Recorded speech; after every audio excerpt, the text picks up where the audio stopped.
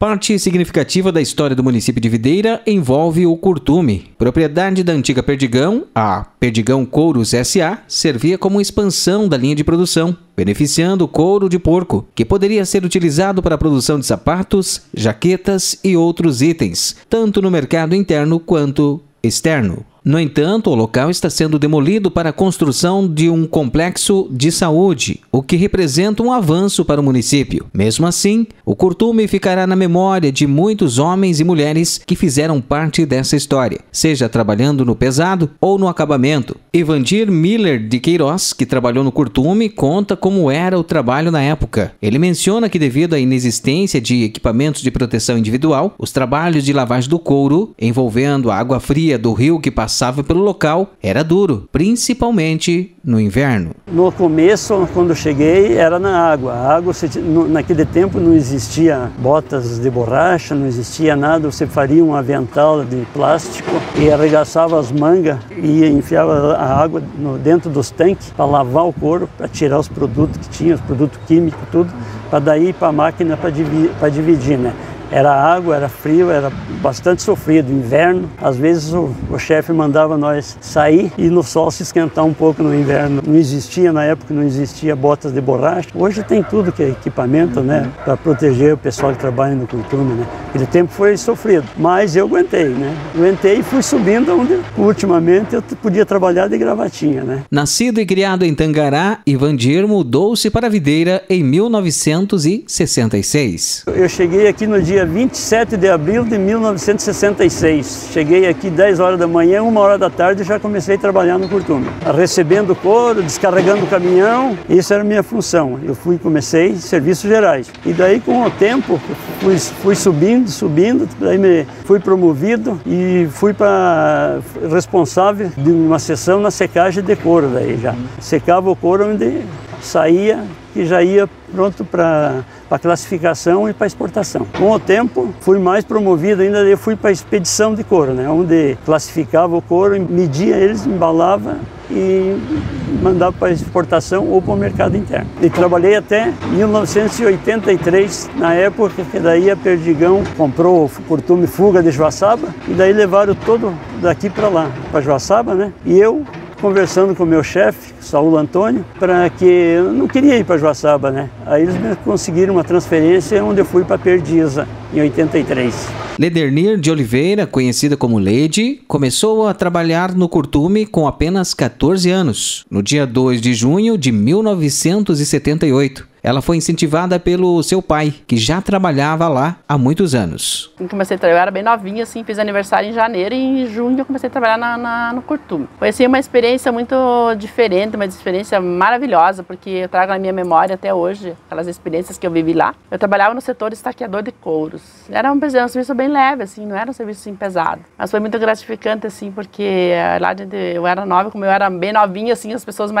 que trabalhavam muitos anos, parece que me colocavam no colo e me diziam assim, vai por aqui, vai por ali, mas foi bem bom. Para mim, tudo era novidade, eu não tinha assim experiência de nada, não tinha experiência de um outro emprego, foi o primeiro, então, eu cheguei lá, tinha o ponto, né, para passar, e o ponto era aquele ponto bem antigo, com a manivela, né, foi assim uma coisa que me chamou muita atenção, e eu tenho até hoje, parece que eu tenho gravado assim na minha memória, até o barulho que ele fazia, assim, foi muito gratificante. Juntamente com várias mulheres, Lede trabalhava no setor de estaqueamento de couros e compartilha como era o trabalho. Era uma estufa com umas gavetas, tipo uma mesa, você puxava aquela estufa assim para fora, já abria e trabalhávamos em 4, uma de cada lado da mesa, assim. Daí a gente pegava, tipo, estaqueador, né, que era tipo um grampo, assim, estaqueava eles, guardava de volta na estufa. Eu imagino que ia ser umas 10 gavetas daquelas. A gente puxava, estaqueava o couro, guardava, era uma máquina bem quente, uma estufa quente, né, e quando a gente tirava, o couro tava sequinho, assim, bem... Daí já ia para um outro setor. Cada máquina daquelas, tinham 4 mulheres que trabalhavam. Em meio à demolição da antiga construção do curtume, Evandir relembra como e onde cada etapa da produção era realizada. Aqui nesse pátio só funcionava as caldeiras que produziam o vapor para o processo de curtição de couro, né? E lá na frente e aqui nos fundos, onde se carregava a matéria-prima já, o couro pronto para exportação ou para o mercado interno aqui nos fundos, né? E lá na frente, do lado, na rua dos fundos, era onde recebia o couro bruto, né?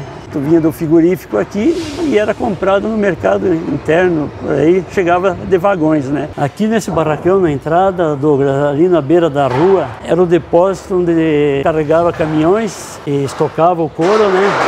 E ali tinha um senhor que separava por tamanho para poder ir para o processo de curtimento, de pelagem de couro, né, tudo. E nessa parte aqui tinha as máquinas onde dividia o couro, onde fazia a divisão de couro por tamanho, por quantas peles davam um couro de porco, às vezes, né? E para frente ali já tinha as máquinas, as rebaixadeiras, onde o couro já chegava pronto para deixar ele numa espessura normal e uniforme, né? Para que fosse para confecções, ou para jaqueta, ou para calçado, né? E mais para frente lá já era a parte de secagem, o couro já estava seco, botava ele em umas máquinas para esticar ele, para secar, para ficar normal, né? E aqui assim tinha uma máquina de secagem de couro. O couro saía dos fulão, as moças colocavam numas varas, né? E passava para dentro da máquina, lá no fundo ele saía seco já, né? Saía seco, saía normal. Aonde ele ia para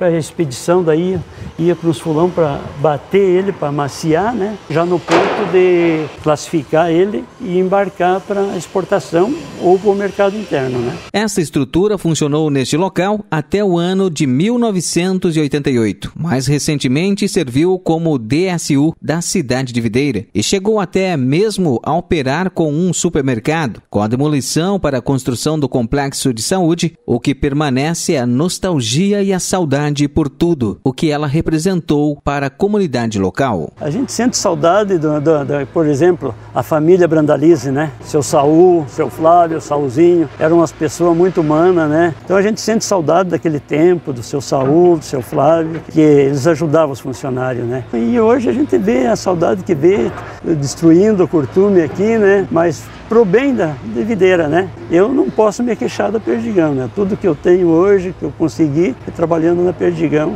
e tendo minhas chances. Trabalhava às vezes no curtume aqui 14, 15 horas por dia, né? Morava em frente ao curtume aqui, né? E 4 horas da manhã eu já estava dentro do curtume. À tarde ia para casa, tomava um cafezinho e voltava, trabalhava até as 10 da noite.